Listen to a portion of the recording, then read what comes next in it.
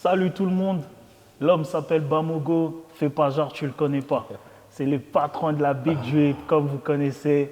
Moi je l'appelle l'homme qui complique tous les ignorants du pays. Il est avec nous, il nous a fait honneur d'être avec nous. Entre nous, épisode 4, c'est maintenant. Bam, bien quoi.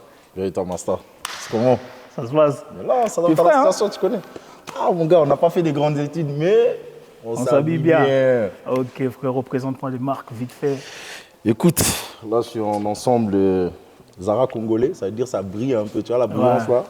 Voilà, non, Zara, pantalon et veste. Le t-shirt. Mais t'as bien placé, on dirait c'est pas du Zara, on dirait T'as c'est capté un ou pas? truc genre... Master, c'est comme on a dit. Le style, ça s'achète pas. T'as capté ou ça pas? tu l'as pas. Exactement, master. Ouais.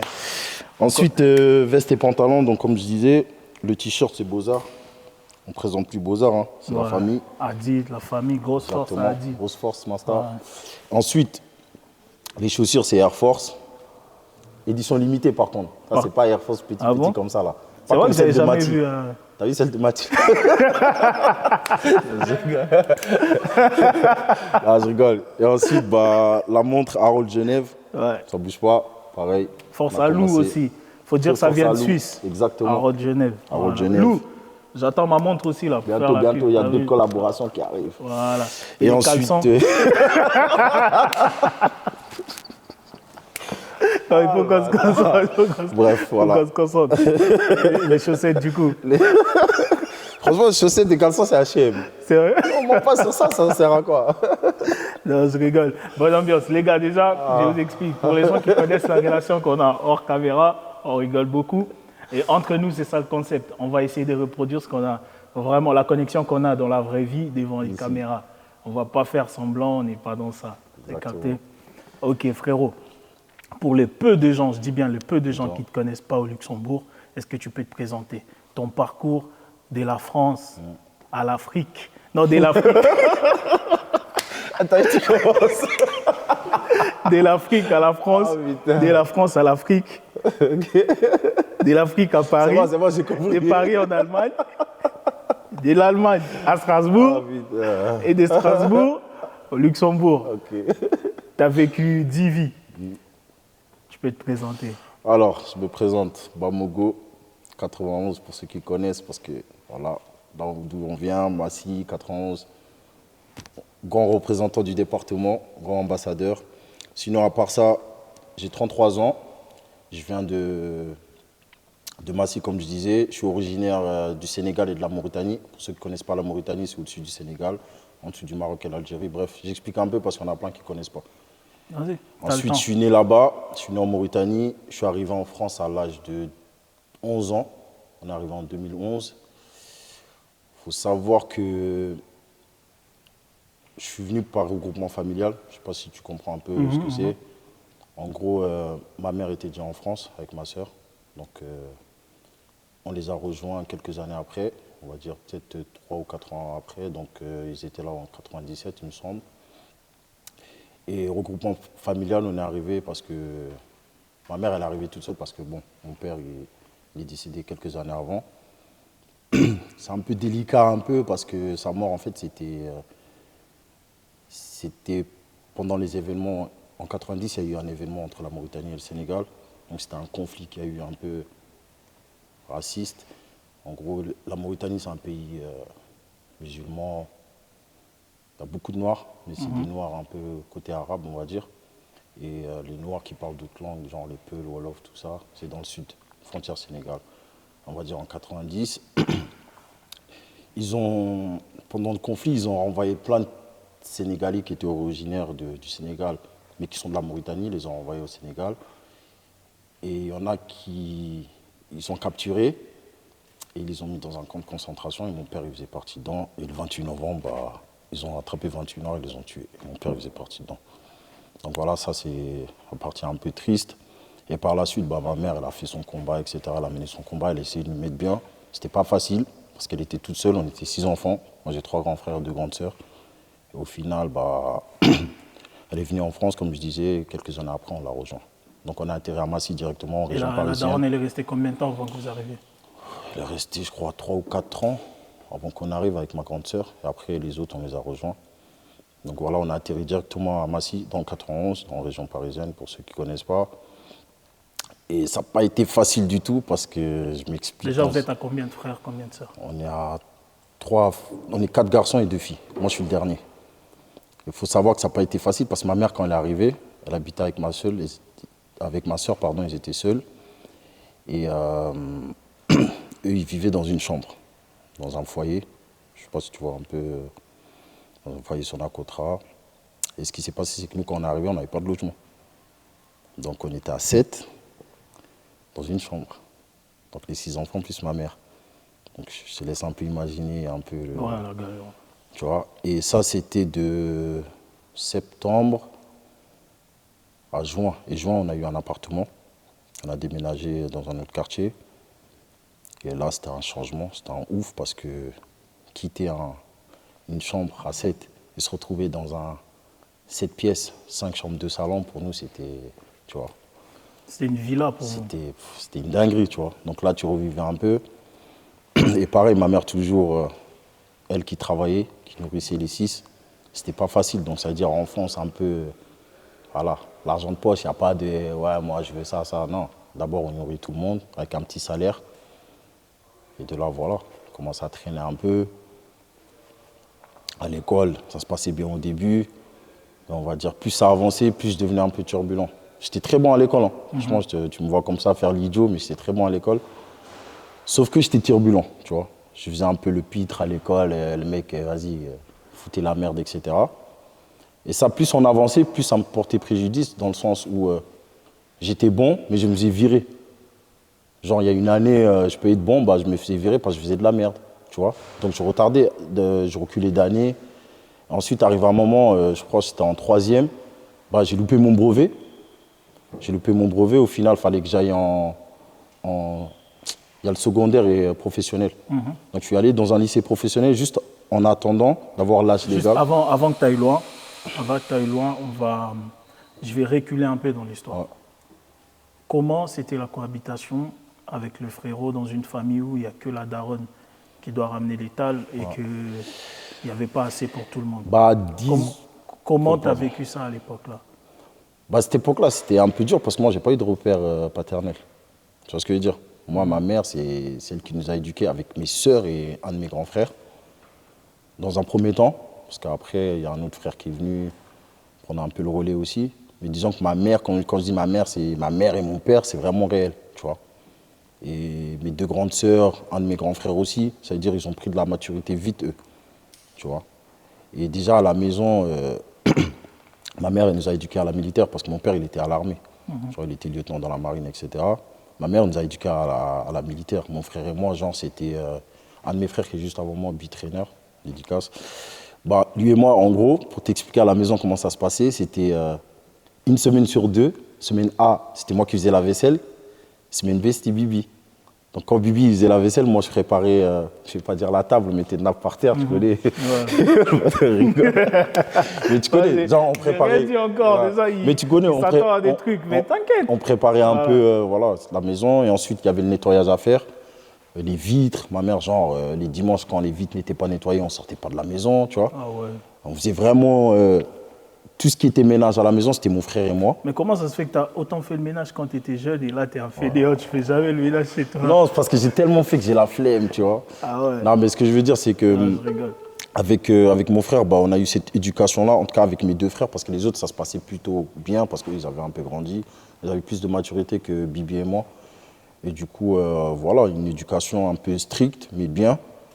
Mais malgré ça, quand même, je faisais un peu de la merde, tu vois. Je n'étais pas un délinquant, mais je foutais la merde un peu à l'école. Je traînais tard, je rentrais tard, tu vois. Et ça, ça n'a jamais été un vrai gars de la tête, genre un délai? Moi, comme je disais, je traînais dans la cité, mais je n'étais pas un mec de cité. Je traînais avec les gens... Comment t'expliques ça? Bah, comment dire? Je traînais avec les gens qui faisaient des bêtises. Qui faisaient des trucs, mais moi, je ne les faisais pas. Je ne sais pas si tu vois ce que je veux dire. Ouais. Donc, je connaissais un peu les codes. Mais à côté, je faisais rien sur ça, j'étais un peu droit parce que j'avais peur à la maison de faire des trucs et de rentrer et de me faire tabasser, tu vois. Et ensuite, par la suite, comme je t'ai dit, ça m'a porté préjudice parce qu'à l'école, je foutais un peu la merde. Et sur l'année avant que je rentre à l'armée, j'avais foutu un peu la merde à l'école, c'est parti un peu en... Voilà. en cacahuète. T'avais fait quoi? En fait, j'ai eu une petite histoire avec une prof et tout. C'est allé loin. Tu veux pas en parler? Non, en fait, il y a eu, voilà, il y a eu un peu, pas violence, on va dire, mais voilà, elle m'a porté des coups, etc. Moi, j'ai riposté. Et ce qui s'est passé, c'est que par la suite, moi, j'ai été viré 3 mois. Malgré ça, j'ai eu mon année quand même, pour te dire, tu vois. Et elle, en fait, elle a fait un peu la victime, entre guillemets, parce que quand l'histoire s'est passée, j'étais dans le bureau du proviseur. On a mis l'affaire à plat. Moi, je me suis fait virer. Elle a eu certains trucs. Et par derrière, l'histoire était réglée. Je me souviens, ça, c'était au mois de mars 2007 carrément. Et ensuite, elle, en juin, elle a porté plainte. Je n'étais même pas au courant, par derrière, tu vois, sachant que l'histoire était réglée en interne. Et moi, je me suis fait convoquer par la police. Donc, audition, tout ça, nanani. Et ensuite, entre-temps, moi, j'avais déjà engagé les démarches pour m'engager à l'armée, tu vois. Et ça, c'était en mars. Donc, juin, elle a porté plainte. Et en septembre, j'ai fait un stage à l'armée de 2 semaines. Je t'explique ça parce que du 1er septembre au 14 septembre, je crois, j'ai fait un stage. Et le 15 septembre, je passais en jugement. Et en fait, pendant le jugement, ce qui m'a aidé, c'est que j'avais fait mon stage à l'armée. Je m'étais déjà engagé, j'avais signé. Et du coup, moi, j'avais un avocat commis d'office. Et en fait, ce qui m'a sauvé un peu, c'est que j'avais signé à l'armée. Et à la place, en fait, ils m'ont mis une grosse amende de 18 000 €. Et ça, j'avais 17 ans et demi, mec. Tu vois ce que je veux dire? T'as payé l'amende ou t'as fouillé? Non, l'amende a été payée, partie civile, tout ça, tu sais. Je ne sais pas si tu as ça, mais quand tu prends une assurance, il y a la partie civile, etc. Je sais pas Mais en gros, j'ai travaillé pratiquement 1 an pour rembourser avec l'assurance, tout ça, nanani, tu vois. Mais vu que j'étais mineur, c'était sous le nom de ma mère. Ouais. Donc là, en fait, ça m'a mis vraiment un coup parce que je me suis dit, bon, Mais comment elle a vécu ça, la daronne? bah, ma mère, pour elle, toute ma famille, tout le monde se comportait bien, sauf moi. Alors que j'étais très doué à l'école, tu vois. Au final, elle n'a pas compris. Et c'est là, en fait, moi, tout seul, je me suis dit, mec, il faut faire quelque chose de ta vie. Tu ne peux pas rester là parce qu'on ne sait jamais si demain tu continues à traîner. Tu ne sais pas où tu peux te retrouver. Donc je me suis dit, tu sais quoi, mon père est à l'armée, un peu rendre hommage et je pense que ça va me structurer, tout ça. Et du coup, je me suis dit, je m'engage à l'armée. Je suis parti déposer mon dossier, tout ça. Ils m'ont envoyé, dans un premier temps, j'ai fait mon stage dans le sud de la France. Ensuite, ils m'ont envoyé en Allemagne. Et quand j'ai signé mon contrat, j'ai dit à la personne, mais en Allemagne, il fait froid, tout ça. Il m'a dit, non, t'inquiète, c'est comme Paris. Mec, je me suis retrouvé à 800 mètres d'altitude, moins 25 degrés. C'était une dinguerie. Je te mens pas. Vraiment, j'ai subi et là-bas, j'ai refait toute ma vie. Dans la tête, tu vois, j'ai refait toute ma vie. Et de là, en fait, c'était impossible de faire marche arrière, de retourner au quartier. Et là, je me suis dit, allez, c'est parti. Tu penses que l'armée t'a sauvé la vie? Sauvé, je dirais pas, mais on va dire que ça m'a beaucoup aidé. Ça m'a beaucoup aidé à... Je reformule ma question. Tu penses que l'armée t'a canalisé? Ah oui, ah oui. Mec, t'arrives dans un endroit, en plus moi j'arrive en Allemagne, on était 30, j'étais le seul noir. Je quitte Paris au quartier, tu connais. C'est mélangé tout ça. Ouais. T'arrives, j'étais le seul noir. Il y avait 28 blancs, un métis. J'étais un peu, tu vois, à la découverte. T'arrives, et je rentre dans le vif du sujet, hein. Racisme, tout de suite. Moi je connaissais pas ça, hein. À Paris, c'est, tu vois. Donc tu as connu le racisme Ah pour oui. la toute première fois à l'armée? À l'armée. La toute première fois pratiquement. Je ne vais pas dire ce qui s'est passé avec la prof. Non, il ne faut pas dire. Il faut juste, ce qu'il faut préciser, toi tu étais à la Légion étrangère. Non, pardon, je n'étais pas à la Légion. Je fais des missions à la Légion, mais je n'étais pas à la Légion. Okay. J'étais à l'armée terre. Ouais. En Allemagne, j'étais en infanterie, normale. Et en gros, là-bas, bah, tu arrives, tu sors de ta zone, on va dire, tu arrives dans un endroit, tu rencontres toutes sortes de personnes qui viennent des îles, de la France profonde, du nord, du sud, des Corses, tu vois, des Martiniquais, des Guadas. Tu arrives, tu es là. Et sauf que moi, quand je suis arrivé, comme je t'ai expliqué dans ma section, on était 30, 28 blancs, un noir, un métis. Et là, mec, bagarre. Quand ton chef, je le dis, hein, ton chef raciste, un de mes autres chefs, tatouage SS. Ah ouais. Frérot, c'est une dinguerie quand je te dis. Et t'arrives, tu quittes Paris à 17 ans et demi. Tu trouves ça, tu te dis waouh. Mec, je suis où? Mais sauf que tu dis, je ne peux pas faire marche arrière. Parce qu'on ne sait jamais si je retourne, dans quoi je vais tomber. Ok, tu serres les dents, et là, c'est parti. Ça a duré 6 mois de formation. Et quand ma formation elle est finie, là où je devais rejoindre dans ma compagnie, eux, ils étaient en mission au Kosovo. Donc, quand je suis arrivé, j'ai commencé à voir le mélange. Là, j'avais un ouf de soulagement, tu vois. J'avais un ouf de soulagement et de là, en fait, c'est parti. La carrière, elle Et a au commencé total, à petit l'armée, petit. tu as fait combien de missions? En mission, j'ai fait 6 missions. J'ai fait 8 Et pays une différents. mission dure combien de temps? Une mission dure 4 mois, 4 à 6 mois, Ok. suivant où tu vas. Ça, c'est les missions vraiment, on va dire, à l'extérieur de la France ou en département français. Et c'est quoi la mission la plus chaude que tu as faite? Où tu as dit, où tu as eu un peu peur? Bah, en Centrafrique, la première fois, j'ai eu un peu peur, j'avais 18 ou 19 ans. Donc on était au nord de la Centrafrique, ça avait pété un peu au Soudan. Donc nous, on était au nord. Donc c'était pas ma première mission, je partais dans des endroits vraiment reculés, etc. Même si c'était dans un premier temps plus ou moins calme, parce qu'en patrouille, on n'avait pas de gilet pare-balles, mais tu arrives, tu appréhendes, tu as 18 ans, tu quittes Paris, tu sais pas à quoi t'attendre, tu vois. Tu rentres dans des villages, des huttes. Je sais qu'un jour, on patrouillait, on était en hélico, tac, on est déposé à un endroit, on dort, on va dans une école, tac, ça rigole et tout. Le lendemain, on arrive, on rencontre des forces spéciales qui arrivent, qui disent ouais, il y a un village à 5 km, ça commence à brûler, etc. Donc toi, tu es là, même si tu as fait l'entraînement avant, Ouais. l'adrénaline elle commence à monter, tu te dis putain, c'est qu'à 5 km, peut-être il s'est passé des trucs, ouais. etc. Et tu peux pas savoir parce que tu es à pied. L'hélico t'a déposé et est parti ramener d'autres gens. Je pense que tu vois ce que je veux dire. Ouais, très Donc chaud. ça, c'était à 18-19 ans, je découvrais déjà ça. Et on était vraiment dans une zone reculée, il n'y avait pas d'électricité, il n'y avait pas de téléphone. Mon anniversaire, je l'avais fêté là-bas. Je me souviens, à ce moment-là, j'avais une copine. On se donnait des nouvelles par courrier. Ah ouais, Comme les trucs du front, tu vois, carrément. c'était excitant. En même temps, ça faisait... Moi, j'aurais flippé, moi, je dis la vérité, moi, j'aurais flippé. Franchement. Et pourtant, tu connais, hein, moi, je suis un gars, j'aime un peu tout ce qui est adrénaline, tout ça. Mon rêve avant, c'était vraiment de faire l'armée et connaître ça, cette adrénaline. Mais on ne saura jamais comment j'allais réagir si j'étais vraiment devant la situation, tu vois. Mais moi, j'ai une question par curiosité, en fait, j'ai une question pour toi. Comment tu as vécu le fait que tu sois un Africain d'origine, tu es en Afrique avec l'armée française, le regard des gens sur place? Comment? Genre, tu viens avec l'armée française, mais tu es un Africain en Afrique, mais avec l'armée française. Bah écoute, moi, c'était... Est-ce que tu as ressenti déjà, par exemple, le regard des gens Ah oui. en mode, vas-y. Bah déjà, je t'explique. Je me souviens, la première mission, quand on est parti dans un village reculé, je crois que ça faisait des années, il n'y avait pas eu l'armée qui était allée là-bas. Je me souviens, moi, j'étais le premier, tout premier, comme on dit, tirailleur, on m'a envoyé devant. Et mon chef d'équipe, il me dit, OK, bah, pour toi, tu prends cette direction et tout, tu vas arriver. Il y aura un soldat, normalement, je ne sais plus quel nom qui sera là. Normalement, tu lui donnes le code, il te dit OK. Sauf que moi, j'arrive, je ne vois personne. Je me retourne, je dis à mon chef d'équipe, il n'y a personne devant. Il y a quelqu'un qui est censé être là, mais il n'est pas là, on fait comment? Il me dit continue.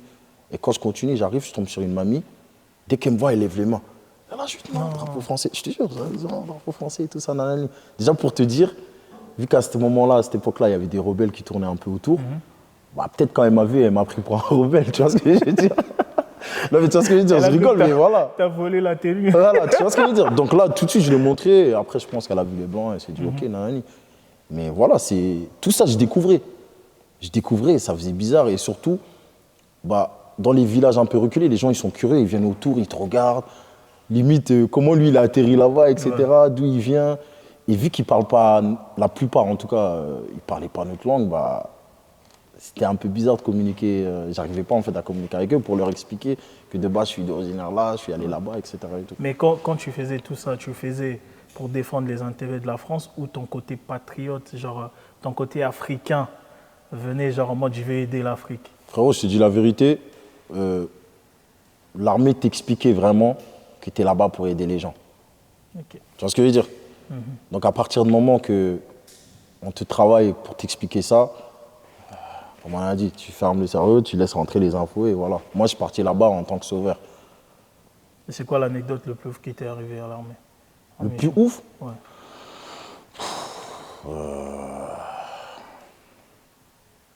Peut-être en Guyane, quand mon pote s'est fait tirer dessus devant moi. Eux, ils étaient en boîte de nuit. Il faut savoir qu'en Guyane, on était à la Légion étrangère, exactement. Donc nous, on était une compagnie rattachée chez eux. Donc on avait tous les codes des légionnaires, etc. Durant ce temps-là, on était affectés là-bas. En fait, on faisait on remplaçait les gens qui étaient de garde. Donc, c'est une garde de 24 heures. Mais sauf qu'il y a une cérémonie à faire en tenue, tout ça, nanani, clairon. Donc, quand on arrive, il faut savoir qu'il y a des portes grillagées. OK? Donc, quand on fait la cérémonie, on finit. Donc, nous, on est en tenue de cérémonie vraiment, avec tous les plis, tout ça, le truc propre, etc. Et eux, ils étaient en tenue de combat. Vu qu'eux, ils finissent, nous, on prenait. Donc, on fait la cérémonie, on est devant. Et on va dire, il y a le grillage à 10 mètres. Donc, moi, je suis là, nanani. Et d'un seul coup, on discutait avec les gens et j'entends « Bah !» Et là, je regarde à droite, je fais ça, on discute. On dit « Ouais, mais il y a un bruit. » Il dit « Ok. » Et là, on voit deux potes qui arrivent en courant. Et juste devant la caserne, le mec, il arrive, bah, il retire. Et là, les deux, ils tombent. Il faut savoir que nous, même si on est armés, c'était un département français, on n'a pas le droit d'intervenir à l'extérieur de la caserne. Donc vous ne pouvez même pas aider vos potes? Non, c'est la police militaire qui peut y aller. Donc nous, malgré que tu es armé, tu es dans la caserne, tu peux intervenir dans la caserne, mais pas à l'extérieur. Tu vois? Et du coup, on était là. Et moi, vu que j'étais en tenue de cérémonie, j'avais peur de tâcher mes habits, tout ça. Donc ton cerveau, il est là, tu te dis, je fais quoi? Et un coup, on a enlevé la chemise, on est parti les récupérer, on a ramené à l'intérieur. Mais sauf que le mec, il flippait. Comment ça veut dire, ils sont là, ils sont là, ils sont là. Donc nous, on essayait de les calmer. Mais comme je t'ai dit, mec, j'ai 20 ans. C'était en 2010, j'avais pas d'expérience vraiment. Donc là, tu commences à dire, je fais quoi? Et là, les chefs, ils arrivent, ils commencent à prendre le relais. Ok, c'est bon, nanani et tout. Là, j'avoue, ça m'a marqué parce que c'était ma deuxième mission. Et j'avais pas autant d'expérience que ça. Il y a eu mort d'homme? Non, il n'était pas mort, juste blessé. Parce qu'il s'est fait tirer au 12, il faut savoir que c'est des plombs. Il a eu 11 impacts. Et son collègue a eu un impact. Ça c'était ma deuxième mission, ça m'avait vraiment, tu vois. Tu vois ce que je veux dire? Mais la Guyane, c'était vraiment une mission, pour moi, c'était la mission la plus dure. Parce que là-bas, tu fais le stage commando de la Légion, qui est un des stages les plus durs au monde. Et tu as 2 semaines. En fait, tu n'apprends rien, tu fais que de ramasser. En fait, ils te poussent à bout pour savoir jusqu'à où tu peux y aller. Et dedans, tu as un stage de survie de 3 jours. Donc, durant 3 jours, ils t'emmènent dans une zone, tu ne manges pas. Ils te laissent dans une zone avec peu de matos, des habits mouillés, pas de lacets. Ils te disent, OK, démerde-toi. Dans 3 jours, on veut que la zone soit libre. Vous construisez des huttes pour vous abriter, des radeaux pour nager. Et durant 3 jours, tu ne manges pas. Et c'est là que tu dis, putain, le corps humain, toi qui es dans le sport, que putain. Malgré 3 jours, je n'ai pas mangé, j'ai quand même assez de force pour faire certains trucs, etc. Non, c'était fort. Tu vois. Et ça, c'était en Guyane. Et toi, tu as fait ça? Voilà. Moi, petit comme ça, ici comme ça, tu vois. Et si c'était à refaire, tu allais faire? Je le referais, mais franchement, ce stage-là, il m'a marqué. Parce qu'il y a des anciens qui l'ont fait 3 fois, moi, pas une fois. Pas forcément les stages, l'armée. Ah oui. À refaire. Ah oui. Moi, j'étais fait pour. Moi, de base, je devais continuer. Donc, j'ai fait. Pourquoi t'as arrêté? Parce que je voulais faire une deuxième partie de carrière, un truc plus tranquille, on va dire, dans les bureaux, etc. Et au final, ils n'ont pas voulu parce que j'étais en section de combat, j'étais proche des jeunes, donc j'avais encore du peps physiquement. Donc pour eux, je devais continuer. Parce qu'à la fin, j'ai fini pratiquement chef de groupe. Donc pour eux, j'avais encore les capacités de rester en compagnie de combat. Sauf que moi, j'avais plus de genoux, j'avais plus de dos. Moralement, ça devenait dur parce que depuis qu'il y a eu les attentats en France, la charge de travail, elle a doublé. Tu vois. Donc tu comptes les départs en mission, tu comptes les missions en France, voilà, les Vigipirates qui durent 2 mois. Tu comptes les entraînements, tu comptes les gardes à la caserne, tu comptes les formations. Frérot, t'es jamais à la maison. C'est une dinguerie, tu vois. Et donc moi, j'ai vrillé dans ma tête, psychologiquement, j'ai dit je peux plus tenir. Je peux plus tenir. Et au final, j'ai dit que j'arrêtais. Et à partir du moment où j'ai vraiment dit que j'arrêtais, ils m'ont pris au sérieux, ils ont commencé à me proposer des trucs. Mais c'était déjà trop tard. J'avais déjà pris ta décision. Voilà. Et du coup, tu arrêtes l'armée. Tu fais quoi après? Après, j'ai voulu faire comme toi. Sauf que ça va marcher. Non, j'ai voulu faire coach sportif. Donc, ce qui s'est passé, c'est que j'hésitais entre agent de protection rapproché, garde du corps et coach sportif. Donc, j'ai fait une formation au Krebs de Strasbourg pour être coach. Il faut savoir qu'en France, de base, la formation durait 2 ans. Et l'année où je l'ai passée, ils l'ont réduit à 1 année. Et moi, il faut savoir que pendant la formation, tu retournes à l'école. C'est l'équivalent du bac. Moi, tu connais, je me suis arrêté au BEP. Donc, j'ai fait 11 ans d'armée. Donc, je retournais à l'école 11 ans après. J'avais 28 ans. Je me retrouvais avec des jeunes de 20, 22 ans qui sortaient de la fac, etc. Qui te montaient des dossiers de 60 pages. Frérot, moi, j'étais un combattant. Moi, je ne rentrais jamais dans le bureau. C'était terrain, terrain, terrain. Donc, de là, commencer à rédiger des trucs, j'étais perdu. J'étais perdu. Tu vois. Donc, j'ai réussi les tests. Pendant la formation, la pratique, j'étais très bon. Mais la théorie, c'était relou. C'était relou parce que Moi, j'avais une vie qui était différente. J'habitais à la caserne. Donc, je faisais tout à la caserne. De là, tous les jours, sortir, prendre la voiture, y aller en formation. Tous les jours d'être au feu rouge, je me posais la question, qu'est-ce que je fous ici? En gros, l'armée m'avait tellement taffé que j'avais plus l'habitude d'être dehors en semaine. Avec des civils. Avec des civils, comme je dis. Et surtout les dimanches, parce que les dimanches, c'est les jours où tu rentres à la caserne. Les dimanches, j'étais à la maison, ça me faisait bizarre. Bon, ouais. Je sais pas comment t'expliquer. Ouais, je capte. Mais une question encore. Quand tu es, à l'armée et que tu es un militaire, quelle image tu as des civils? Tu te prends pour le plus fort? Tu dis je suis plus fort qu'eux? Non. Comment tu vois les civils? Bah, c'est des gens différents de nous. Parce que l'armée, c'est une vie. Qu'est-ce qui fait cette différence? Bah, Parce que j'ai toujours ressenti ça, des mecs qui sont à l'armée, c'est même...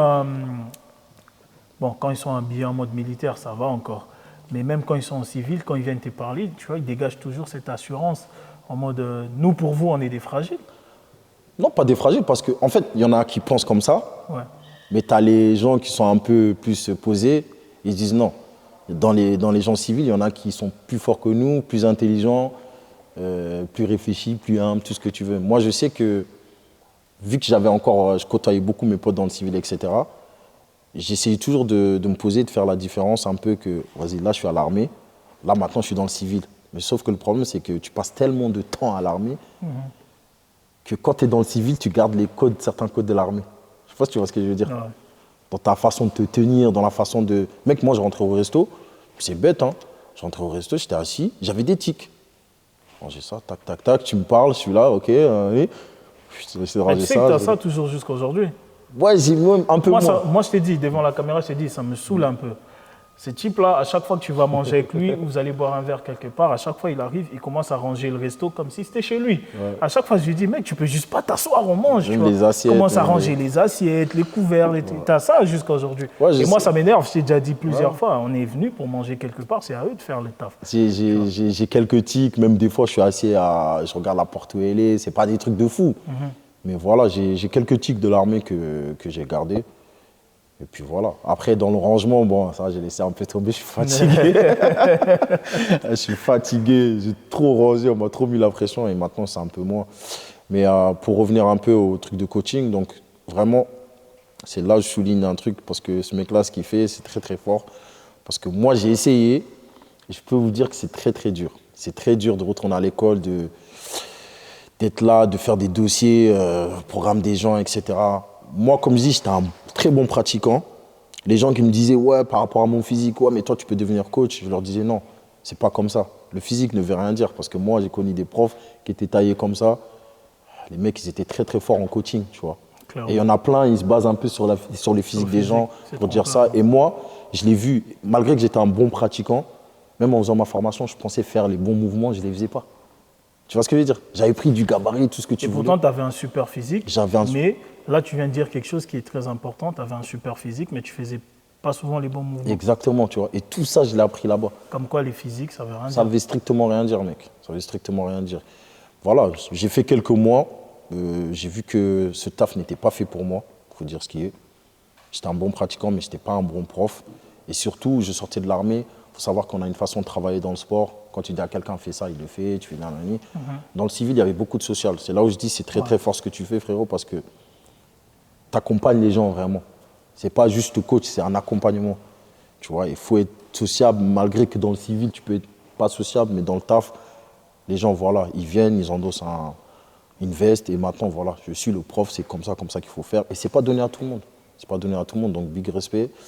Et voilà, moi, je n'étais pas fait pour ça, j'ai fait 8 mois, j'ai arrêté.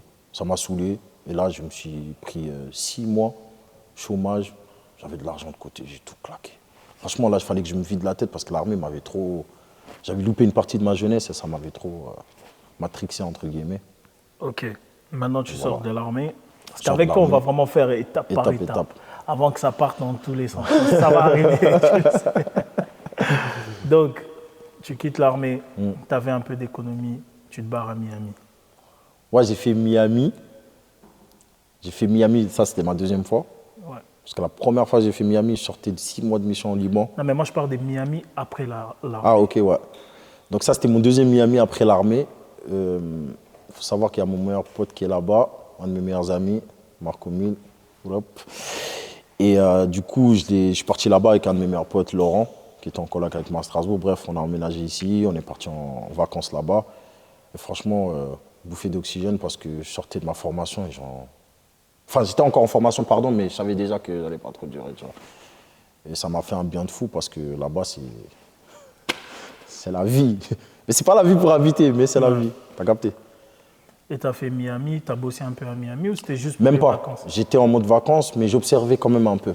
Parce que je voulais pas me lancer tout de suite dans l'événementiel, mais j'étais déjà en train de regarder un peu ce qui se fait. Parce qu'il faut savoir que mon pote Marco, ça fait des années qu'il est là-bas, qu'il fait ça. Je l'ai vu démarrer, ça n'a pas été facile. Donc moi, ça m'a mis déjà un truc pour me dire, ok, si un jour tu veux faire ça, ça ne va pas être easy. Donc regarde un peu comment ça se fait, j'ai regardé un peu ce qu'il faisait. Et aujourd'hui, il a très très bien fait parce qu'il a eu un parcours pas facile aussi, mais il a vraiment bien réussi. Et surtout, voilà, j'ai regardé un peu ce qu'il faisait dans les soirées, etc. etc. Et franchement, j'ai beaucoup appris là-bas. Malgré que j'étais en mode client, mais j'observais déjà, j'avais déjà ce truc de regarder un peu comment ça se passait. Et c'est à partir de Miami que tu as eu ce goût de devenir organisateur? Non, en fait, il faut savoir que moi, mes potes, ils me poussaient déjà à le faire un peu avant. Il faut savoir que vu que j'étais basé un peu en Allemagne et que je traînais un peu à Strasbourg, c'est que moi, chaque année, quand c'était mon anniversaire, mes potes, les mecs de mon quartier, ils venaient me rejoindre pour qu'on fasse un peu, on fête mon anniv. C'était, on va dire, un moment où on se retrouvait tous. Ça a commencé, je te dis ça déjà en 2011. Donc, mec, j'ai ramené toutes sortes de générations à Strasbourg, tu vois. Donc, on était là, on faisait la fête. Donc, d'année à année, je regroupais des gens. On faisait la fête, je regroupais. Et mes potes, ils me disaient, mais pourquoi tu te lances pas aux soirées? Je disais, mais non, je suis encore à l'armée. Déjà, je ne sais même pas quand je suis en week-end, quand je suis en vacances. Je ne peux pas m'organiser à l'avance. Donc, comme ça, petit à petit, je commençais à faire des gros anifs. Donc, au début, on était 10, 20, 30, 40. Une fois, on est allé au 33, on était en 40, tous habillés en blanc. Et c'est là, les gens, ils m'ont dit, non, bam, il faut vraiment que tu fasses quelque chose. Et de là, en fait, Liwi m'a rejoint. Liwi, il faut savoir, c'est un de mes associés qui est à Paris, big up. Liwi m'a rejoint. Un jour, on a fêté son anniv. Par la suite, à Paris, il a fêté son anniv encore, on est sortis et tout. Et c'est de là, il m'a dit, mec, viens, on s'associe, on fait un truc.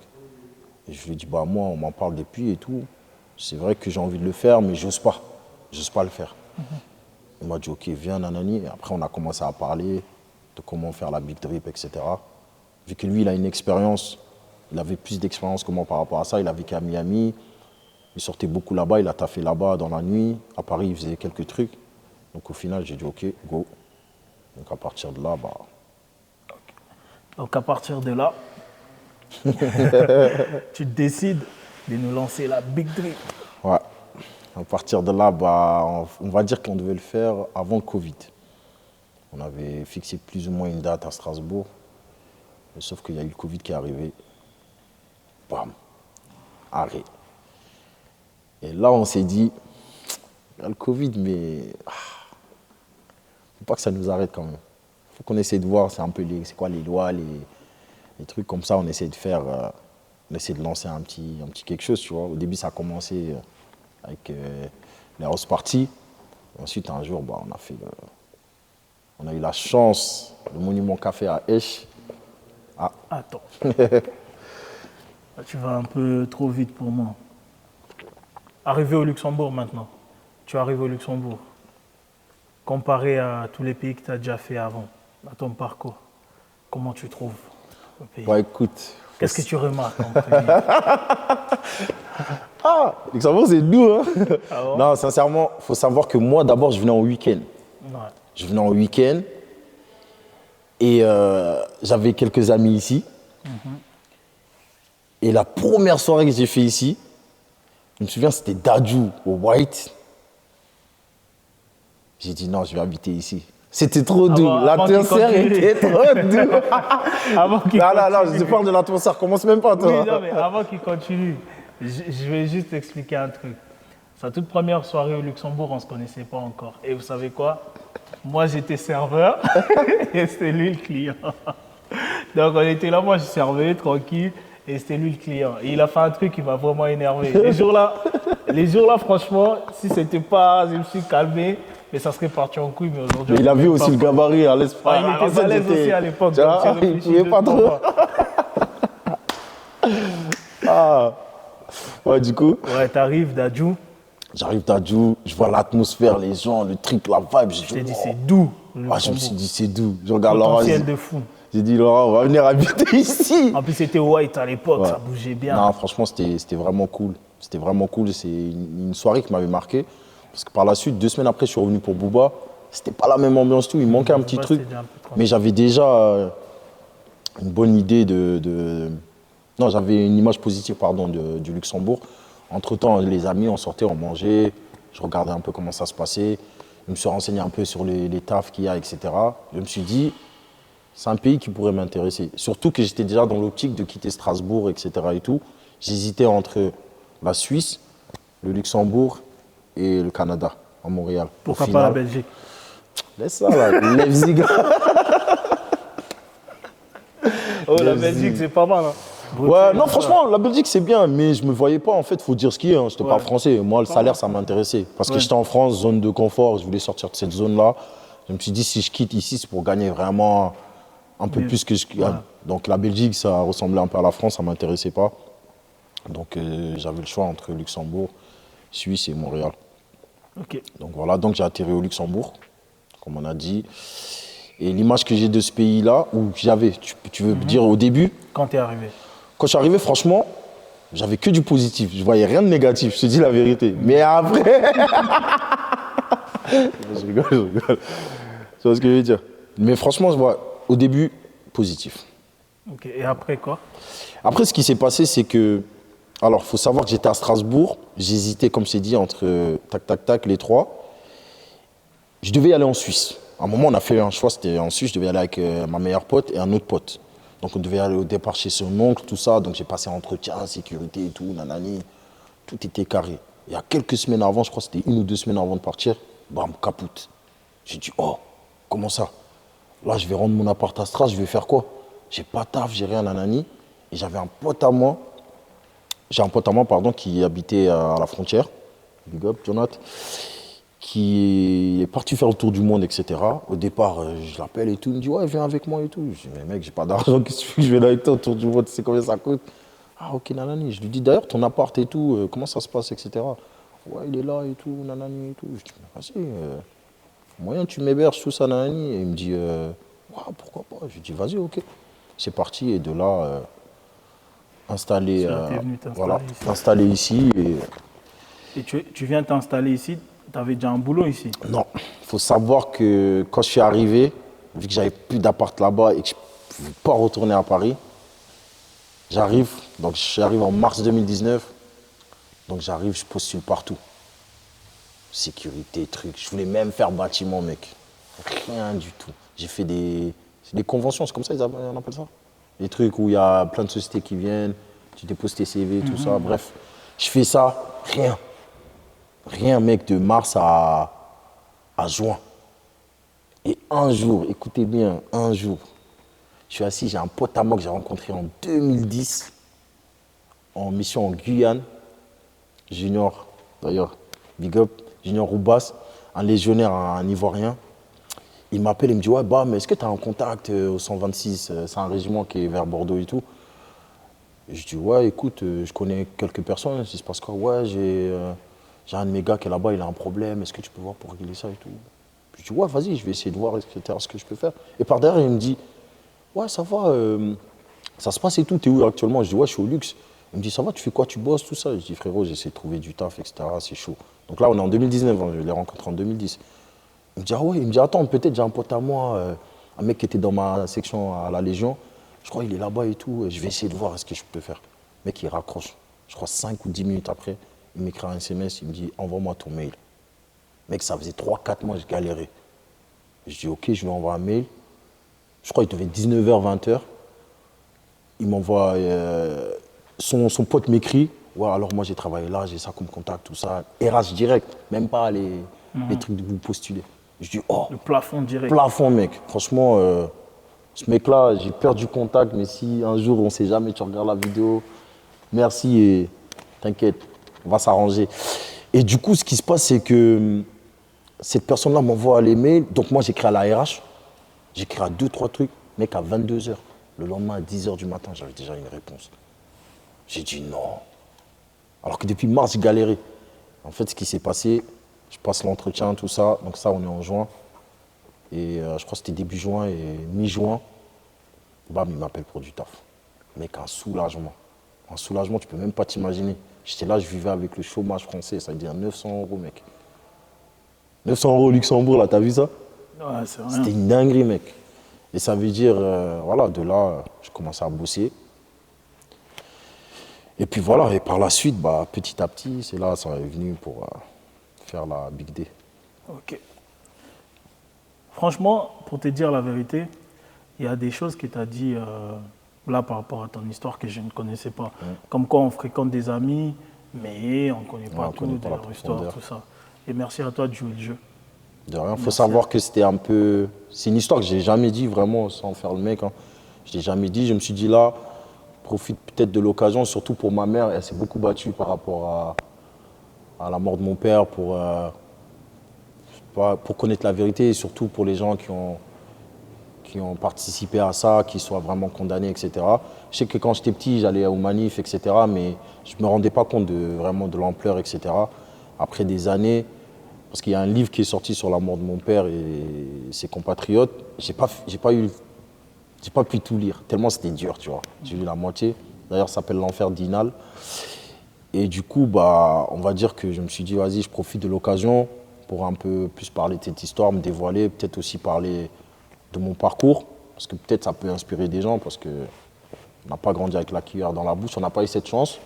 Mais demain, si on peut mieux être dans la vie pour nos futurs enfants, qu'ils soient mieux, bah, tant mieux, tu vois ce que je veux dire. C'est le but en tout cas. Tu vois. Être bien pour donner l'exemple. Exactement. Parfait. Ouais, comme je disais, merci d'avoir joué le jeu. Ouais. Maintenant, on va mettre les sentiments des côtés. On va mettre tout ça, les sentiments, on va mettre ça un peu à côté, d'accord? La Big Drip. Ouais. Faro, déjà, je t'ai dit, est-ce que tu sais quand tu as lancé cette soirée? Moi, j'ai participé à quasi toutes les Big Drip. D'accord? La toute première, quand elle est je bois de l'eau parce que je sais que... Faut boire. Je connais. Au passage, big up à FM Style pour les gobelets. Ouais, pour les très, gobelets. Très fort. Les deux eaux. Quand tu as lancé cette soirée, la toute première soirée, ça va. On était là.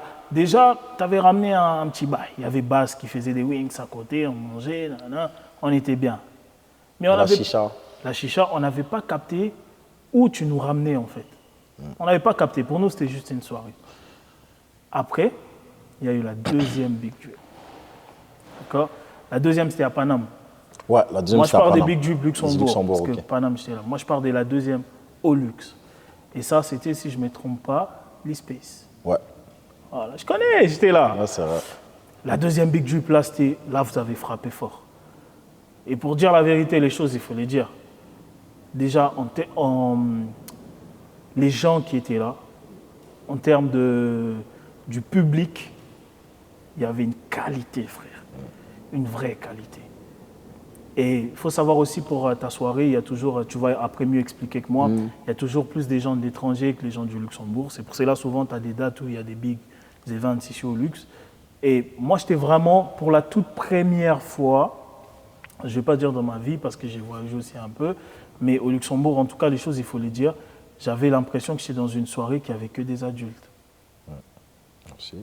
Tu vois. Ouais. Et c'était très fort. Et c'était très, très, très, très fort. Mais quand Liwi et toi, vous avez lancé le concept, est-ce que vous saviez déjà où vous nous ramenez ou c'était juste, vous avez fait votre soirée et ça s'est bien passé? Non, nous, on avait déjà une idée en tête. Il faut savoir que, comme je te disais, lui, il avait cette expérience un peu parisienne, américaine. Il avait déjà ses idées. Il faut savoir qu'il a des putains d'idées. Et moi, j'avais aussi ma vision. Et en fait, on a mélangé les deux et on s'est dit, il y a un truc à faire. Parce que Luxembourg, j'ai un peu aussi observé ce qu'il faisait. Il faut savoir aussi que le marché, il était fermé. Donc, il y avait 2-3 grands organisateurs. Et on va dire, le reste... Qui bah, il y avait 50 Events, il y avait Medusa. Et il me semble qu'il y avait Velvet. Mais Velvet, je ne voyais pas qui c'était, mais je voyais un peu ce qu'il faisait. Okay. Mais je ne voyais vraiment pas qui c'était. Et on va dire, le monopole, quand même, c'est 50 qu'il avait. Et il y avait... Medusa par derrière.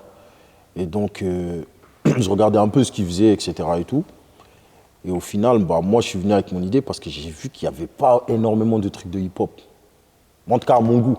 Tu vois, il y en avait peut-être, mais pas à mon goût, il n'y en avait pas énormément. Je me suis dit, peut-être qu'il y a un truc à faire parce qu'ici, c'est un pays quand même beaucoup Afro House. Tu vois. C'était, parce que là, ça a changé. Ouais, là, ça a changé, il y a ma piano, tout ce qui est avec. Mais c'est beaucoup quand même Afro House. Hein, tu vois. Et bref, et on s'est dit, pourquoi pas ramener ces petites touches musicalement US, dancehall aussi. Dancehall, dans un premier temps. Pourquoi pas ramener ça et aussi essayer de faire bouger un peu les gens de partout, vu qu'on connaît un peu des gens un peu de partout. Pourquoi pas les rassembler avec peut-être les gens du luxe, parce que je trouvais le Luxembourg c'était bien, mais il manquait une petite ambiance. On s'est dit pourquoi pas, il y a des mecs stylés, franchement ce pays-là, je trouve que les gens ils s'habillent super bien, la plupart en tout cas, les filles elles sont classe, etc. Mais il manquait un petit truc de vibe. Je me suis dit pourquoi pas mélanger les gens, et ça peut donner quelque chose. Et je pense que la première qu'on a fait, et franchement c'est là où je dis mille merci, à chaque soirée je remercie mes potes, toi y compris, les juniors, etc., la team Sekeda, etc., mes potes de Paris. Je les remercie parce que ma première soirée, ça a été une réussite sans vraiment faire de pub. Je m'explique, c'est que j'avais fait un anniversaire à Bruxelles avec mes potes. On a filmé, vidéo lifestyle, tout ça. On a découpé. J'ai mis ça sur les réseaux. Bientôt, soirée là, là, là, là, là. J'avais même pas sorti de flyer. Mec, les peu de tables qu'on avait, c'est parti. Je ne sais pas si tu te rends compte. Et ça, c'est grâce à la force de mes potes. Donc, c'est pour ça. Ils étaient là au début, ils sont toujours là aujourd'hui. Donc, mille merci. Tu es là, je te check, mais je te check pour tout le monde. Parce que vous êtes les premiers à m'avoir donné la force et vous continuez à le faire. Et ça, c'est très, très fort. Donc, ça veut dire ma première soirée, elle était sold out sans annoncer le flyer. Et ça, moi, ça m'a mis un coup. Je me suis dit, waouh. Par la suite, on a fait Paris. Waouh. Et Luxembourg, on a suivi. Et après, ça a commencé à en parler, etc. Et franchement, voilà, bonne ambiance, good vibes. C'était pas facile au début, parce qu'il faut savoir, la toute première soirée. Mais est-ce que tu te rendais compte que tu as ramené quelque chose de mauvais avec la Mauvais dans quel sens? Moi, j'étais. Encore une fois, hein, c'est pas parce que c'est mon pote, hein, mais moi, je me rappelle, une fois, il y avait une Big Drip et j'étais à la Cloche d'Or. D'ailleurs, la Cloche d'Or, il faut financer la pub un peu. Donc, j'étais à la Cloche d'Or et j'ai croisé des gars. J'ai croisé 5-6 personnes. Et je disais, ah les gars, tu fais quoi? Les mecs ils me disaient, ah, t'es pas au courant, il y a la Big Drip ce soir, frère, il faut se mettre, tu vois. Et moi j'ai dit, putain, c'est fort en fait. Les gens essayent vraiment d'être au rendez-vous. Et frère, tu le voyais, t'es arrivé. Et franchement, il faut le dire, moi je me mets bien avec pas mal d'organes, certains c'est mes amis, d'autres c'est des connaissances. Mais il faut le dire, à la Big Drip, les gens étaient bien habillés. Bon, en fait, disons. Il faut le dire. Ouais. En fait, ce qui se passe, c'est que nous, on a beaucoup essayé de jouer sur le style musical et le style vestimentaire. Il y a la vibes, mais surtout le style. Surtout, tu le mentionnais aussi qu'il faut venir bien mentionnait habillé, exactement, parce que je trouve qu'au Luxembourg. Et tu as mis une phrase qui a un peu choqué les dards, tu as mis les filles, talons, un truc comme exactement, ça. Ouais. Parce que je trouve que. Et ça a marché. Ça a marché parce que je trouve que. Ok, oui, c'est vrai, il y en a, elles sont pas à l'aise, etc. et tout, mais je trouve que les nouvelles générations, il y en a plein, ils sortent à la One Again Beast to Fly. Je m'explique, c'est vas-y, je sors, je m'habille comme ça, je mets des baskets, je sors. Va prendre les trentenaires, tu vas voir comment ils s'habillent. Parce que nous, à notre génération, à notre époque, c'est quand on sortait, on allait faire les magasins, tu allais dans des endroits, c'est talons, sinon tu ne rentrais pas. Et plus ça a avancé, plus ça a perdu. Mais ça, ce n'est pas forcément à cause des gens de la génération aussi. Il y a aussi les organisateurs qui sont un peu responsables parce que, entre guillemets, ils se disent, OK, moi, c'est l'argent. Quantité que voilà, quantité que qualité. Ouais. Alors que, mec, il y a des gens, ils sortent pas trop. Mais quand ils sortent, ils aiment bien voir d'autres gens qui sont habillés. Parce que des fois, tu n'oses pas mettre certaines tenues. Tu te dis, oh, mais si je mets ça, est-ce que c'est pas too much? Bah, en fait, en sortant, quand tu vois d'autres gens qui sont autant stylés que toi, autant qui ont mis l'effort, etc., tu es content. Et nous, on a beaucoup joué sur le style vestimentaire, encore une fois. Et c'était important de ramener ces petites touches. Que ce soit les filles, elles s'habillent bien, talent, tout ça, et les mecs, un peu de drip. Et surtout, le mot d'ordre, c'était habillez-vous comme vous voulez. Habillez-vous comme vous voulez, personne ne va vous juger. Comme je te disais, le style, etc., on a aussi essayé de ramener des nouveaux DJ étrangers avec des speakers, chose que je ne voyais pas trop. Je ne vais pas dire que ça n'existait pas, ça existait, mais on va dire que c'est un style différent. Nous, on voulait un peu ramener une petite touche, comme tu disais, US, un peu parisienne. Donc voilà, ça mélangé avec les shows, etc. Et je trouve que sur tout le beau monde, des gens qui venaient un peu de partout, c'était un bon mélange. Et tu étais content du résultat? Moi, j'étais content. Le retour des gens, c'était comment? Non, le retour des gens, c'était quelque chose de nouveau. Ils étaient contents. Ils étaient très contents. Mais moi, je restais un peu sur ma faim parce qu'il y avait encore d'autres choses à faire. Tu vois, pour moi, c'est jamais bien à 100%. Toujours des petits trucs qui ne vont pas essayer de corriger. Et ce qui était bien, c'est que j'avais mes amis, des gens comme toi, ou Junior, ou d'autres gens, je leur demandais un peu leur avis, ou ils me disaient eux-mêmes pour essayer d'améliorer certaines choses. Et moi, je suis quelqu'un, je prends comment on appelle ça, les retours, que ce soit positif ou négatif, j'essaie de prendre pour essayer de, prochaine fois, essayer. Ça, c'est vrai que tu es quelqu'un qui pose beaucoup de questions à ton entourage avant de partager un truc. Moi, je me rappelle même le fly, tu nous envoies toujours en privé, on regarde, on lève ça. Pour moi, c'est important dans le sens où c'est ma soirée, mais c'est aussi votre soirée. Donc, en gros, on kiffe les mêmes délires, etc. Et je me dis que peut-être si je fais qu'à ma tête, si vous n'étiez pas là, peut-être tout ça n'aurait pas existé. Tu vois ce que je veux dire? Mais est-ce que tu penses que vous avez ramené quelque chose de nouveau au Luxembourg, dans le game? Franchement, honnêtement, je pense que oui. Quoi? Déjà, moi en tout cas, depuis que je suis là, je pense que l'effort vestimentaire, en tout cas, je le voyais vraiment que peut-être chez nous et chez Medusa. Je sais que Medusa, eux, les gens jouent beaucoup le jeu vestimentairement, sans triquer sur les autres, attention. Non, mais c'est juste un style on est entre nous. Que j'ai trouvé qu'ils avaient un peu. On a reçu Junior, il a parlé de sa soirée, il a parlé de ce qu'ils ont ramené avec F1. Gros big up à Junior et Sana. Et là, on est là pour ton truc. Tu parles, frère. De toute façon, je vais recevoir les autres orgas. Chacun va parler. À un moment donné, on est des adultes, frère. Tu parles ce que tu penses. Moi, je dis ce que je pense. Et voilà, sans dénigrer le travail de quelqu'un d'autre, bien sûr. Avec beaucoup de respect, mais on donne notre opinion. Et du coup, eux, je trouvais qu'ils avaient un style un peu plus classe, etc. Et nous, on était plus dans le drip, tout ça, les chaînes, tout ça, nanani. Et voilà, je trouvais qu'il manquait ces petits trucs, donc ces petites touches, la touche musicale aussi, parce que je trouvais qu'il n'y avait pas énormément de dancehall. Donc dancehall chata, nous on est venus, on a essayé de ramener ces touches-là. Même la Mapiano, je peux dire que dans nos soirées, on était peut-être l'un des premiers, je dis pas le premier, à lancer ce style, parce qu'à Paris, ça existait déjà, etc. Moi, j'ai un cousin. Au Luxembourg, tu veux dire que vous étiez les premiers à lancer la Mapiano? Peut-être on fait partie, en tout cas, des premiers à l'avoir lancé. Et ça, je le dis en toute honnêteté. Parce qu'à Paris, vu que ça existait déjà, quand on ramenait les DJ ici, 1, 2, 3, ils jouaient un peu ces sons-là et voilà. Donc, et c'est juste ça que vous avez ramené, côté vestimentaire? Non, côté vestimentaire, côté peut-être un peu plus poussé sur le US, parce que je trouve qu'ici, les gens, ils avaient perdu un peu la culture US. Parce qu'à l'ancienne, on m'avait dit que les gens, ils faisaient beaucoup de soirées US. Là, il y avait quelques soirées US, mais je trouvais que c'était plus US commercial. Nous, on a un peu essayé de pousser plus le bout sur la trappe, etc. et tout. Donc, surtout ramener des DJ spécialisés dans ça, qui est important. Et voilà. Et aujourd'hui, tu ressens que c'est quelque chose que vous avez ramené, que les autres ont pris? Tu ressens ça? Par exemple, tu vas dans une soirée, tu dis ça, c'est ma touche, ça. Franchement, je porte pas attention. Peut-être ça existe, moi, je porte pas trop attention là-dessus parce que, de toute façon, si c'est le cas, tant mieux, parce que même moi, je me suis inspiré des gens. Y a-t-il des gens qui sont revenus vers toi pour dire que là, j'ai fait comme toi? C'est arrivé, mais pas ici. Ok. Mais je sais qu'il y a des petits trucs que j'ai fait avec certaines personnes qui l'ont gardé, et tant mieux, tu vois. Mais voilà. Mais ici, en tout cas, c'est pas arrivé que des gens m'ont dit oui, écoute, ça, je l'ai pris de toi, etc. et tout, non. Ok. Et niveau concurrence, comment ça se passe? Dès que tu es arrivé, comment ça s'est passé? Bah, On t'a ouvert des portes ou tu as ressenti un peu que les gens étaient un peu lourds avec toi? Disons que ça n'a pas été facile parce que quand je voulais commencer au début, vu que j'avais rien fait, j'avais pas fait des preuves, etc., c'était un peu difficile. Donc tu venais, tu peux parler de ton projet, etc. Tant que tu n'as rien fait, les gens, ils sont là. Et les premiers à m'avoir ouvert la porte, c'était le Monument Café, Big Up. Donc, avant le Monument, tu avais fait des demandes d'autre part? J'avais fait des demandes plus en France. Au Luxembourg, au début, j'étais pas. Donc le Monument Café, c'est le seul endroit que tu as fait ta première demande. C'est là où j'ai commencé la première. Et ils t'ont ouvert la porte directement. Okay. Et j'en parlais juste comme ça et la personne m'a dit ok, ouais, pourquoi pas chez nous, etc. On a loué une tente, on a ramené des DJ de Paris, un DJ local ici, donc c'était Fouane et Clénary, Big Up. Et du coup, avec le Monument, on a essayé de tout faire. On a ramené un cuistot, coin chicha, tout ça. On a vraiment essayé de faire j'ai envie de te dire, un nouveau truc, plus ou moins, tu vois. On mélangeait tout, des gens qui sont venus de Paris, des gens qui sont venus de Strasbourg, etc.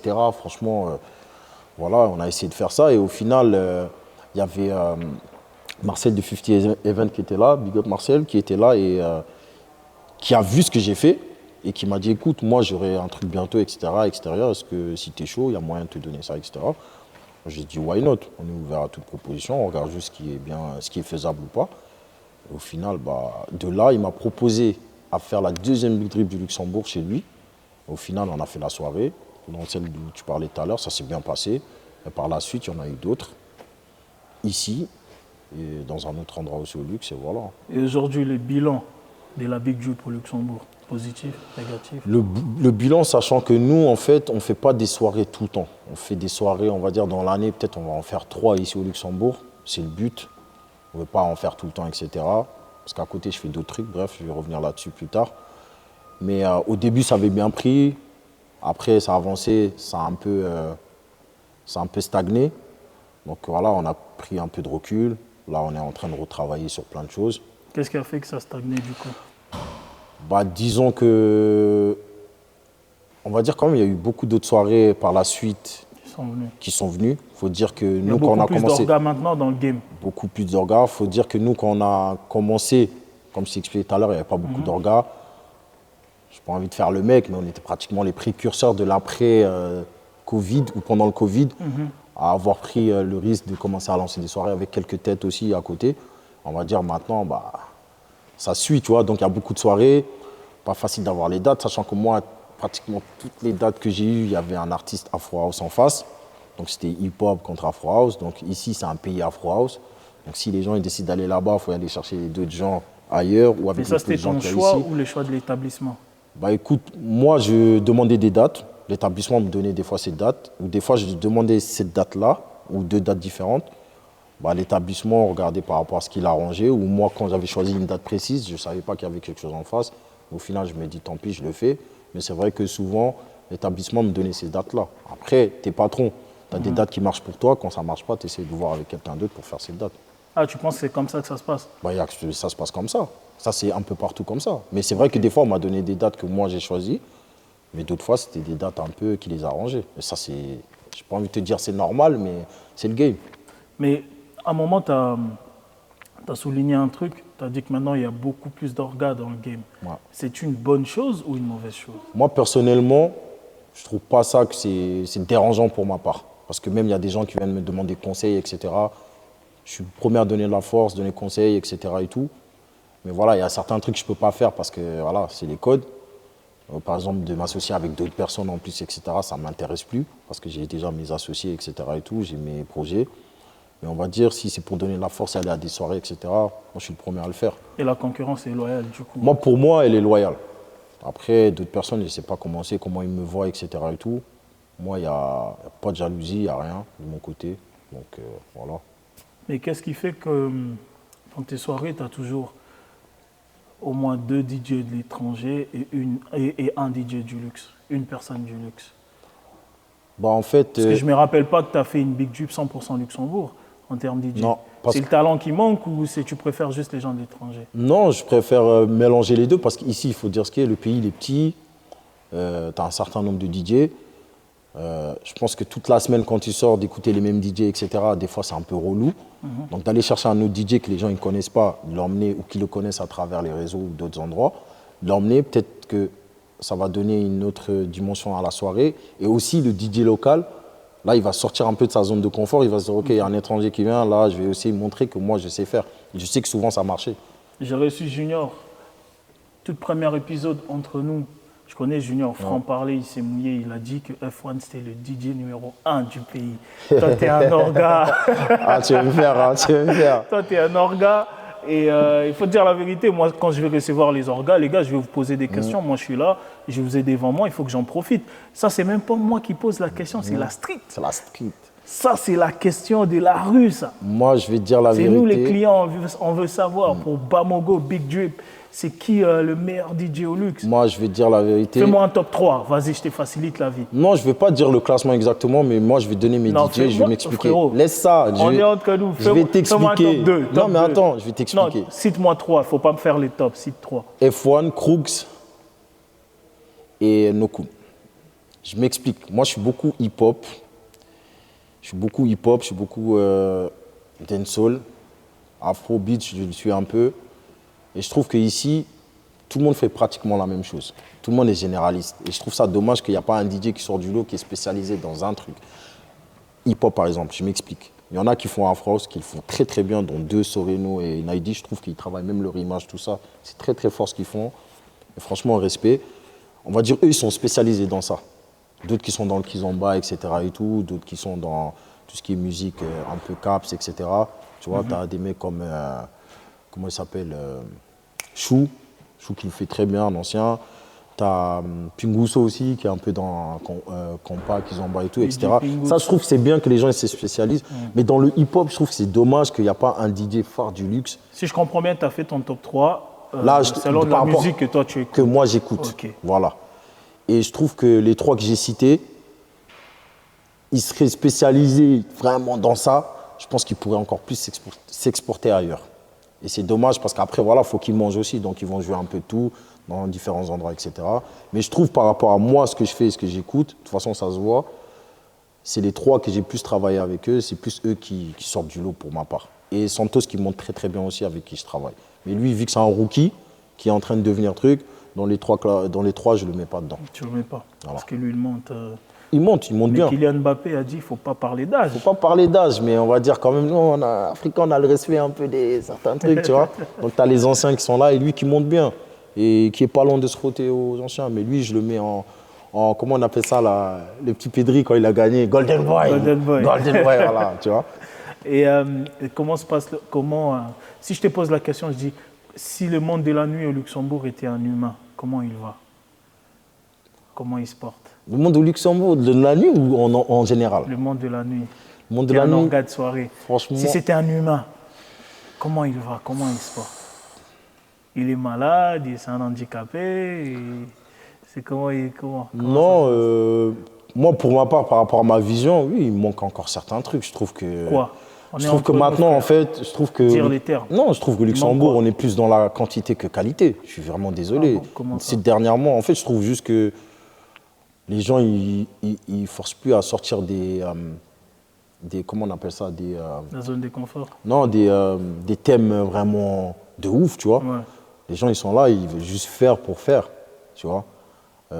Ok, là, dernièrement, il y a 2-3 concepts, je trouve que l'idée n'est pas mal, dans le sens où, tiens, je prends l'exemple de la carte blanche. Je trouve que l'idée, elle est pas mal de venir, de dire au DJ, vous avez carte blanche, jouez ce que vous voulez. Ça aurait de ouf, d'ailleurs. Franchement, je vous dis sincèrement. Carte blanche, moi j'ai adoré, les gars, force à vous. Big up, moi la deuxième, j'ai pas pu le faire parce que j'avais un showcase. Mais l'idée déjà de dire au DJ, carte blanche, juste ce que tu veux, franchement, c'est bien. Parce qu'il faut savoir que quand tu es orga ou patron, souvent, tu viens derrière les DJ, ouais, mais je sais, nanani, etc. Là, si tu es DJ, on te laisse faire ce que tu veux. Je pense que c'est royal, tu vois. Cette idée, je trouve qu'elle est pas mal. Tu vois. Après, les histoires de dress code, tout ça, moi, je suis dedans sans être dedans, ça ne m'intéresse pas. Moi, ce qui m'intéresse le plus, c'est le style musical, tu vois. Tu vois ce que je veux dire? Et je trouve que là, même dernièrement, Medusa, ils ont fait fort avec la soirée 100% R&B, tu vois. Je trouve que c'était fort. Je ne sais pas si tu étais là, d'ailleurs. Non. Bref, c'était fort, tu vois. Donc, voilà. Moi, après, c'est des trucs qui se rapprochent plus de mon style musical. C'est pour ça que je parle de ceux-là. Après, les autres, voilà, c'est des styles différents. Moi, je m'approche plus du hip-hop, tout ça. Donc, vous allez beaucoup m'entendre sortir souvent les mêmes noms. En gros, si le monde de la nuit, c'était un humain, il ne va pas bien, il est malade. Bah, pour moi, il sort du Covid, tu vois. Il sort du Covid. Parce que c'est dommage, il y a de quoi faire au Luxembourg. Je trouve que c'est une capitale. Tu es au milieu de tout. Normalement, les gens, ils doivent se battre pour venir s'amuser ici. Ouais. Tu vois. Après aussi, peut-être c'est de la faute des orgas qui ne vont pas essayer d'aller chercher plus loin pour aller chercher certaines personnes pour venir les mélanger ici. Ils se consacrent que sur les gens du Luxembourg. Mais frérot, tu es une capitale. Tu es au milieu de tout. Normalement, tout le monde doit venir ici.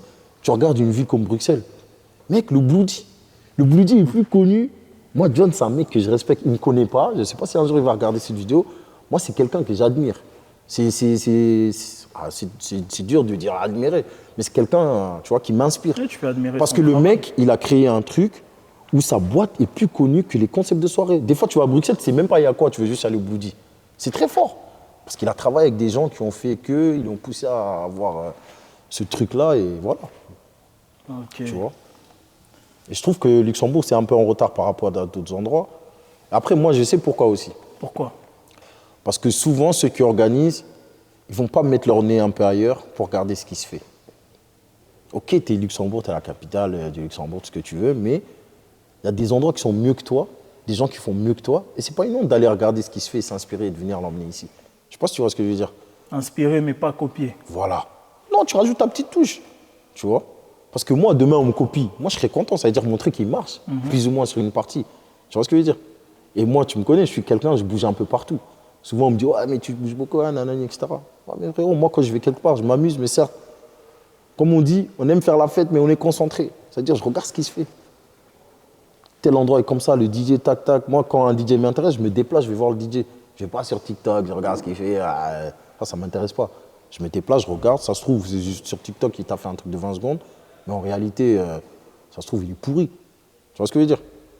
Donc moi, je regarde un peu ce qui se fait ailleurs pour essayer de m'imprégner de ça et de faire quelque chose aussi de mon côté, tu vois. Ok. Moi, j'ai une petite question. D'accord? Et je peux la poser ou pas? Il n'y a pas de souci, on est entre nous, je peux poser ma question. J'ai droit à un joker ou pas? Non, frère, là, on est entre nous, tu connais. Je peux? Vas-y. Comment elle va, ta copine?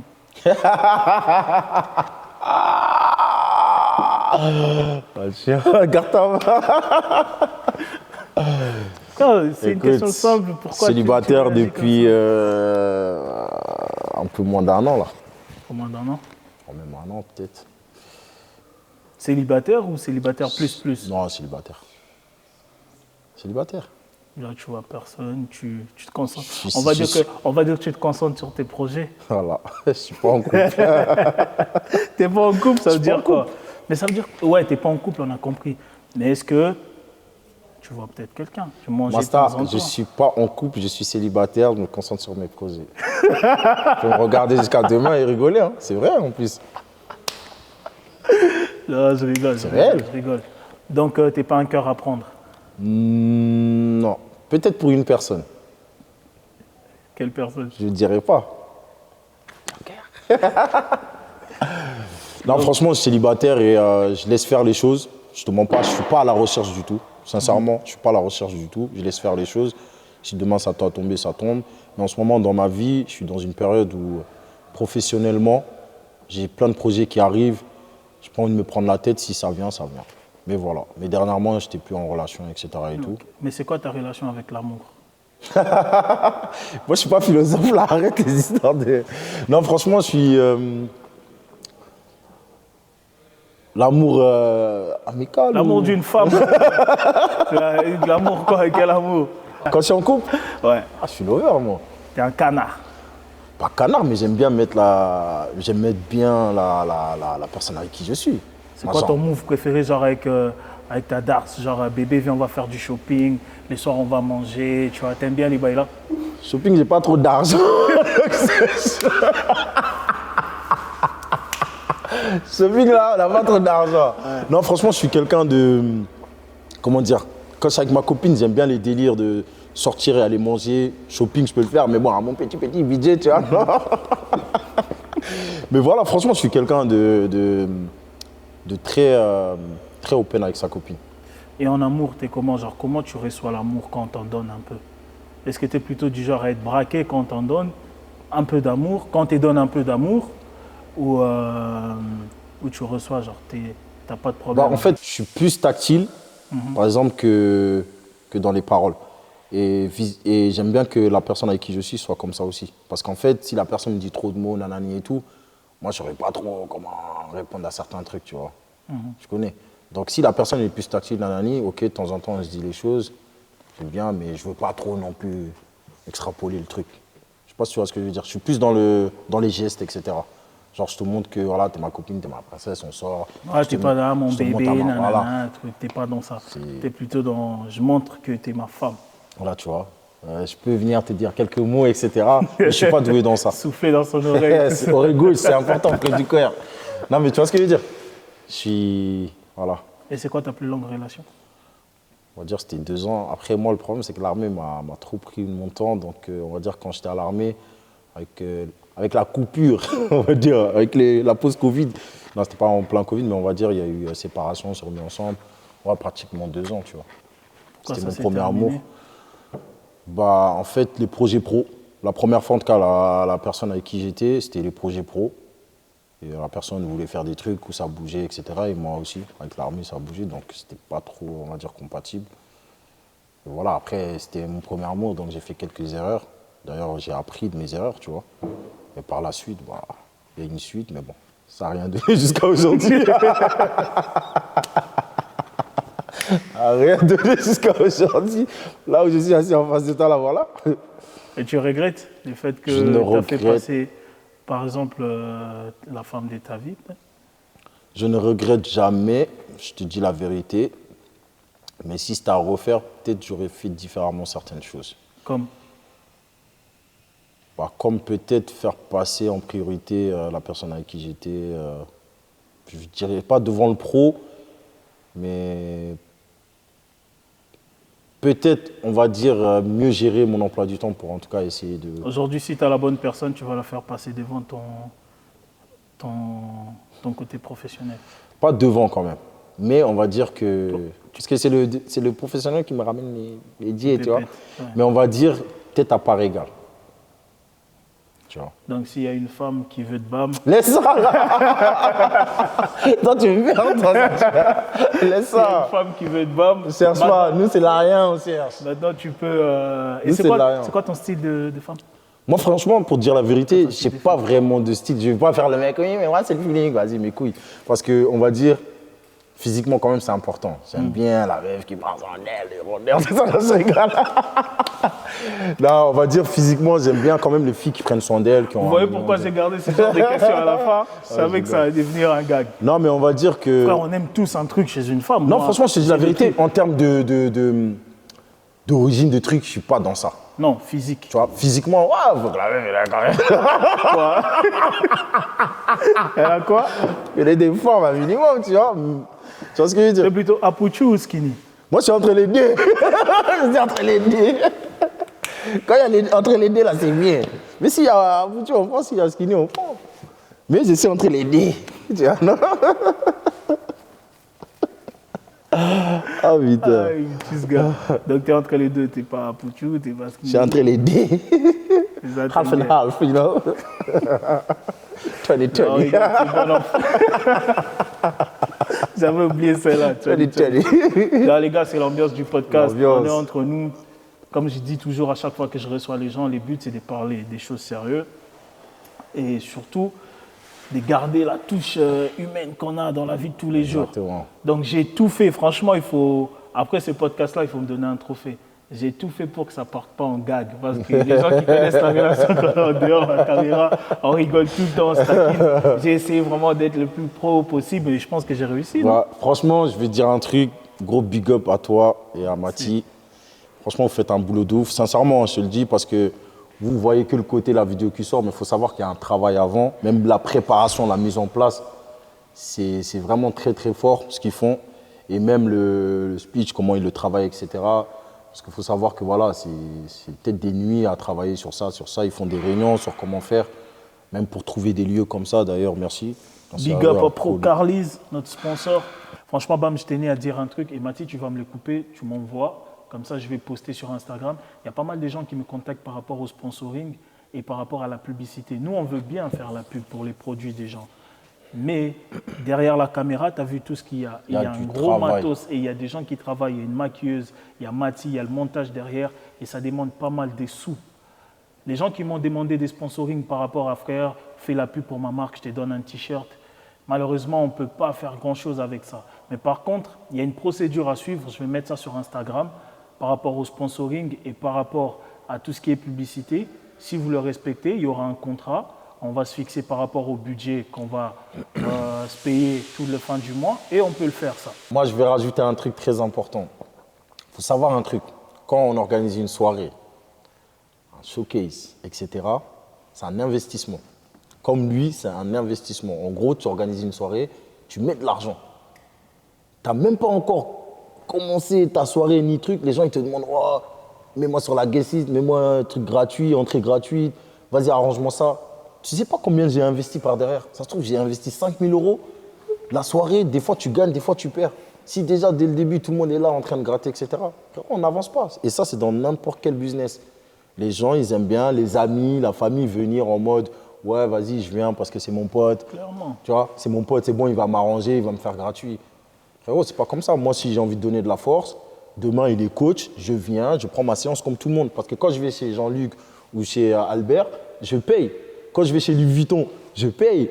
Et même niveau, Je ne demande même pas de réduction ni rien. je ne coupe pas, mais ce qu'il faut comprendre aussi, parce que certaines personnes qui sont venues par rapport à ça, c'est des gens qui sont proches.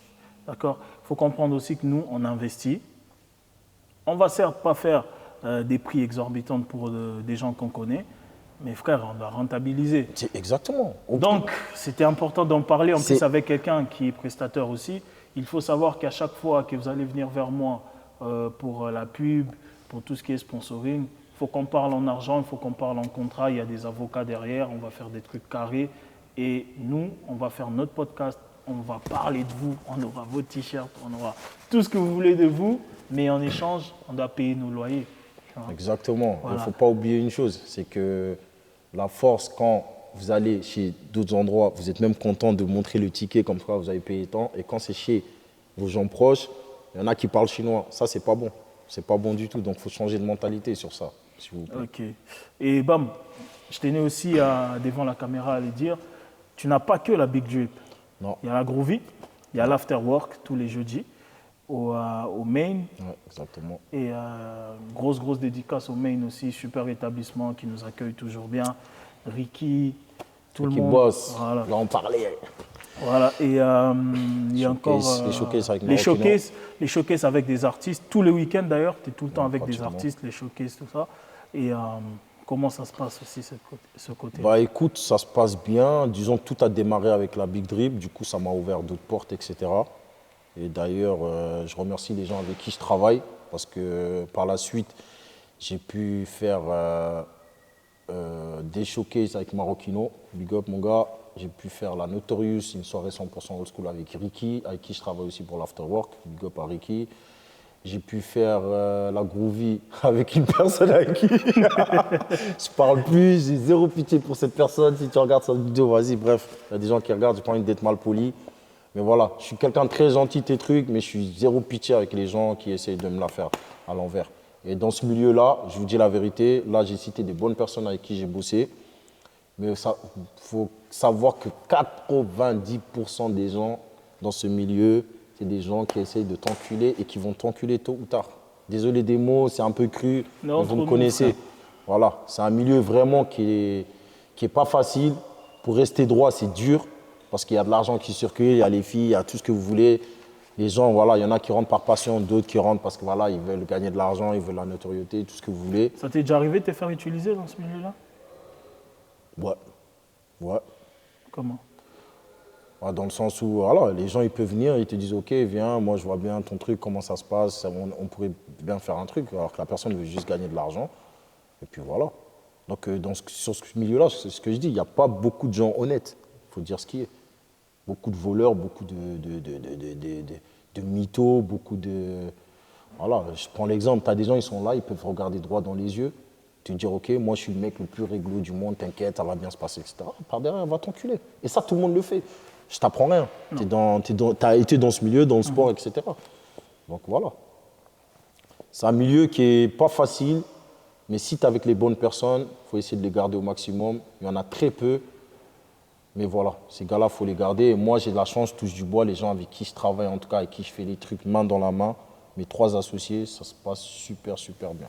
Et Dieu merci. Maintenant, je veux que tu regardes ta caméra et que tu donnes un conseil à un jeune qui aimerait bien se lancer dans ce que tu fais. Écoute, déjà, ça ne va pas être facile. À partir du moment dans ta tête, tu dis que ça ne va pas être facile, déjà, c'est un point en plus. Parce que les gens qui viennent, qui voient juste la lumière, qui disent « Ah waouh, ça va être ça », franchement, partez déjà du mauvais pied. Donc, dites-vous que ça ne va pas être facile. Essayez d'être réglo le plus possible. Et comme je vous dis, dans ce milieu, ça ne va pas être facile. Parce que c'est un milieu qui blablate, c'est un milieu où, comme je vous ai dit, les gens, ils vont essayer, mais ils vont essayer, ils vont le faire. Et dis-toi, désolé du mot que je vais utiliser, tu vas te faire enculer, c'est sûr à 1000%. Maintenant, comment tu vas réagir? Si tu es préparé à l'avance, tu vas mieux encaisser. Il y a des trucs qu'il faut faire, des trucs qu'il ne faut pas faire. Il faut s'entourer de bonnes personnes. Des fois, les amis, voire même la famille, ce n'est pas forcément avec eux qu'il faut s'entourer dans ce milieu-là. Parce que vous pouvez gâter votre amitié et vos trucs de famille parce que Des fois, vous ne mettez pas d'accord sur l'argent, sur comment ça tourne, etc. Réfléchissez bien. Il y a des bonnes personnes dans ce milieu-là, même s'ils sont très peu, mais il y a beaucoup aussi de méchants. Voilà. Ok. Bon, bam. Entre nous, épisode 4. Merci à toi. Et merci à Procarlise. Vous avez vu comment on parle de Procarlise, hein? Sponsoring, vous avez capté. Merci à Procarlise. Merci à Mati derrière la caméra. Et je répète encore une fois, si c'est pour la qualité, il faut appeler Mati. Donc, appelez Mati pour la qualité. Yes, sir. Pour les autres, ils essayent de faire comme ils peuvent, mais Mati, il fait comme il veut. C'est comme ça. D'accord? Et j'espère qu'à la fin de l'année, on va refaire un entre nous avec tous les invités. J'espère que tu seras là. J'espère. Et là, ça va être un peu mucho caliente. Et je te remercie et on dit... Attends, moi, j'aimerais bien remercier ce mec-là. En plus d'être mon ami, sincèrement, c'est un mec qui bosse. Et c'est un mec qui m'inspire. Il ne le sait pas vraiment, mais moi, mes amis avec qui je traîne, c'est des gens qui m'inspirent dans ce qu'ils font. Et ce mec, c'est un bosseur, que ce soit dans son travail, et dans ce qu'il essaie de faire à côté. Et croyez-moi, il y a d'autres projets qui vont arriver. Beaucoup. J'aimerais bien en tout cas remercier. Mati, viens pour une fois qu'on te voit. Moi, je vous force. Viens, s'il te plaît, mets-toi là. Big up à Mati, c'est lui qui est derrière la caméra. Voilà, il est là, Mati. Merci. Il y a mon gars qui est derrière, on le verra plus tard. Mais en tout cas, big up, merci les mecs qui bossent. Et sincèrement, c'est réel ce que je vous dis. J'aurais de l'argent, j'aurais investi sur eux. Merci. Merci à Beaux-Arts, merci à Harold Genève, merci à FM Style, merci à Procarlise. Merci à ma famille, mes amis, ceux qui me supportent. Merci à la Big D. C'est bon, merci à c'est tout pas le monde. ta Merci à carrière, tout. Voilà.